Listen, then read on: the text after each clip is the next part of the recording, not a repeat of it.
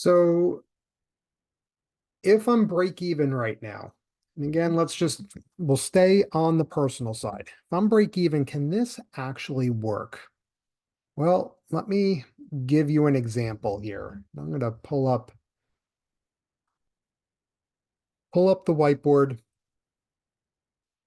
use my finger as a pen, and it'll be all kind of scribbly scratch. So I had a family that reached out. And they started with the story of, if you go back to 2017 or so, we were debt free, totally debt free. Houses paid off, cars paid off, life was good. And then things started to happen where there was some family event and we needed to help out. And then this happened, and then the kids got older, and then COVID happened, and that completely screwed up our salaries. Yet, what they didn't admit to themselves was they kept spending as if nothing ever changed. And that's the biggest fear. That's the biggest risk in terms of me sharing this with people. So by the time that they came to me and said, "Can you help us?" We had a home loan.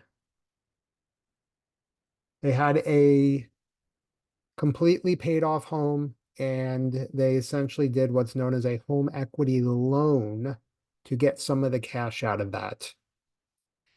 And then they had not one, not two, but three car payments going at the same time. And then they ran up a credit card. And so when you totaled all of this up, we were at about $350,000 of debt, where really call it 5 years before they were debt free. And so they were like, "Can you help us?" And so I said, "Well, there's two parts to this." And then when you looked at their income to their expenses right now, they were just above break even. I'm just going to say between 0 and $1,000 a month that there was left over. Okay. Yet understand that things just kept coming up. And so even though there might be, let's keep it easy and say, even though there might be $1,000 a month left over, somehow that $1,000 also went away. And so let me go through the math first. So they had an emergency fund of $10,000. Actually, I'm going to clear the screen here. I'm going to write that again. Emergency fund of 10K. Because they took such a small loan against the house, there was still quite a bit of equity there. And I spoke to one of my banker friends, and thankfully he was able to help. All right. And so when all was said and done, we were able to get a HELOC in the neighborhood of around $460,000. So this is kind of step two. We expanded our reserves literally 46 times what they had before we began. Okay. And now, because we had this giant emergency fund there, now we could take some of those debt payments, actually everything but the home equity loan, because that now is kind of acting as the first mortgage. We took the car payments, we took the credit card, and we put it all onto the line of credit. And I'm not going to tell the specific numbers of that. Okay. But day one, we're using quite a bit of the line of credit. But here's what happened. If their cash flow was $1,000 a month before, their cash flow after moving these loans onto the line of credit now went up to $4,000 a month. So we just, by rearranging the debt, by lifting that burden, we just freed up an extra $3,000 a month, an extra $36,000 a year that they could do whatever they want with.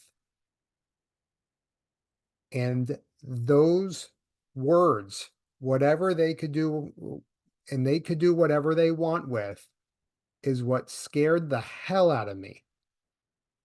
Because I told them before they became clients, I can free this money up for you. However, are you going to look at each other and take a pause before you start spending on the next thing that you have to have? And this is something that you guys have to discuss amongst yourselves, because right now there is a spending issue. And I could see very, very easily you had $4,000 a month of cash flow because of being financially led. We got the results. We got the 3,000 extra a month. We've got now a $450,000 increase in our emergency fund.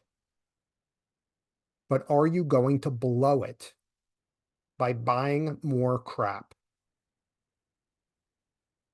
That's what I told them, flat out. They assured to me, they assured to each other that they would take a pause before saying, do we really need this next widget? I don't care if the widget is an actual thing or if it was an experience of something. Think of travel, vacation, whatever it may be.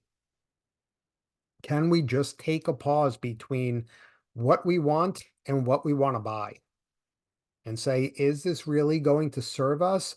Or is it more important to us and to our family to get back and have control of this debt so that we feel like we're financially secure again?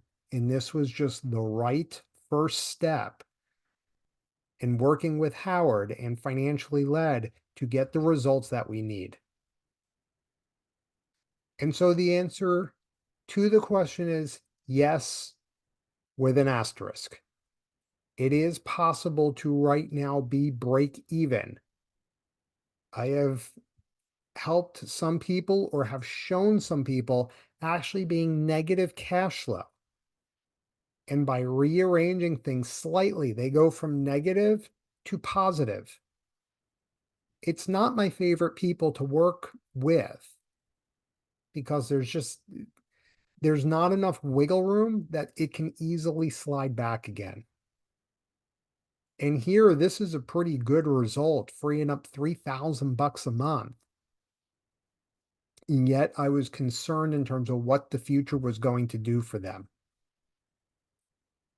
So if these results look intriguing to you, where you're like, I'm just floating right now, I can't see how you guys are doing this, type the word results in the comments, and we'll be happy to just analyze the situation.